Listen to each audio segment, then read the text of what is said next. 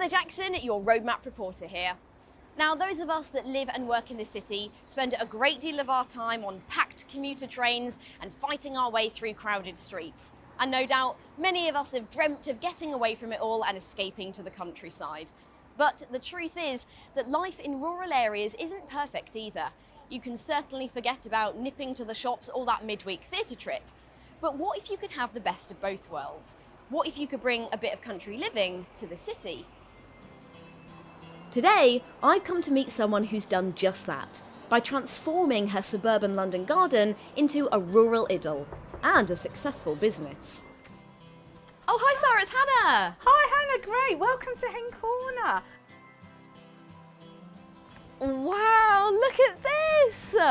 I can't believe we're in London. I genuinely feel like we're in the middle of the countryside. There's so much going on. Come on, show me around. Excellent. So, Sarah, what is the story behind Hen Corner? I mean, how did all of this get started?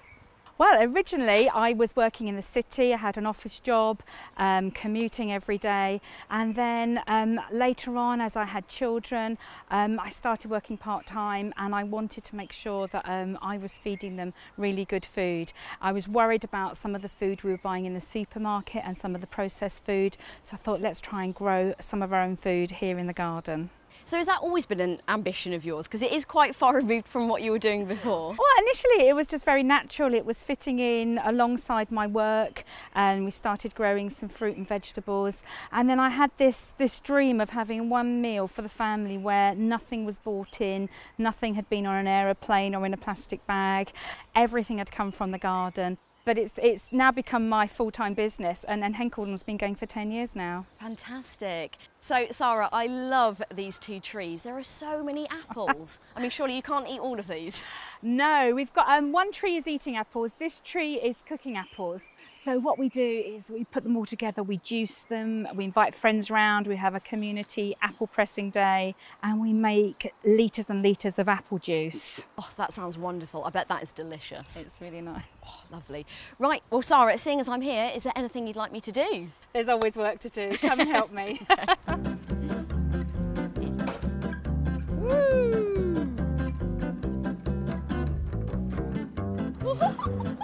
Right, so what are we doing here? We are going to dig up some potatoes.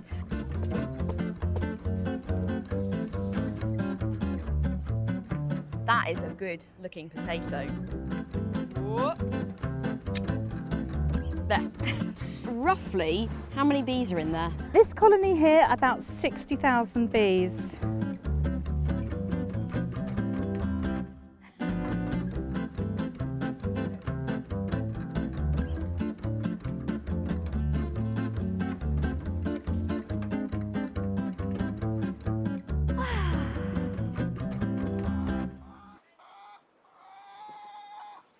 Oh, Sarah, I've had such a lovely time helping you out. It's all so idyllic here, isn't it? But I'm assuming it's a lot harder than it looks, isn't it? So how did you learn how to do everything? Well, some of the things I was confident with, I've always enjoyed cooking, and I've watched gardening shows on telly, so that helped me growing some vegetables. But yeah, some of the things I've had to research, I've had to look online, buy books and go on courses to really understand what I was trying to do. Okay, so you had some background knowledge, but some things you had to learn from scratch. Oh, absolutely. For example, beekeeping, that's not just, you can't just walk into a pet shop and order 40,000 bees and take them home. You really need to go into that slowly with a commitment to learn and learn in advance and continue learning on the job. Yeah. You know, you've got everything here from beekeeping, but you also have a micro bakery. Yep, once a week, every Friday. We bake for the local community. Sometimes it's up to 80 families a week, and people come and they collect their bread and buns and then eggs from the chicken, honey from the bees. And it's great to be able to share it with the local community. And our customers like to know where their food has come from.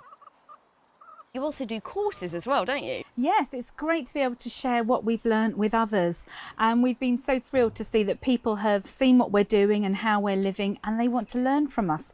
So great, come, I'll teach you how to make bread, I'll teach you how to keep bees, I'll teach you how to make jam, keep chickens. It's great to be able to share it and teach others the skills that we've learnt ourselves. So you think it's really important that people keep learning these kinds of things? a lot of the skills that we've developed here are traditional skills that have been around for thousands of years. So if we can learn these skills and get our hands and fingers in the flour, then it's great to pass those skills on to others. I mean, it does really sound a lot of fun, but it is hard work, but probably a bit better than your old job, I imagine. It's completely different. It's great because it's been a hobby that's become a lifestyle and then has become a business. So yeah, great. Well, I suppose you're kind of living the dream that a lot of people are aspiring to. And I want to show people that it's very achievable to weave bits of country life into your everyday urban busyness. Yeah, you don't have to do it as far as you have or as No, much, but you can no. do little bits. Absolutely, absolutely. Well, I've got to say that I am pretty impressed by what I've seen today. Sarah's shown that it is possible to bring the best of country living right into the heart of the city. And she's also working really hard to bring back some long forgotten skills. Perhaps it's time that we all turned our hand to something new. This is Hannah Jackson, your Roadmap reporter, signing off.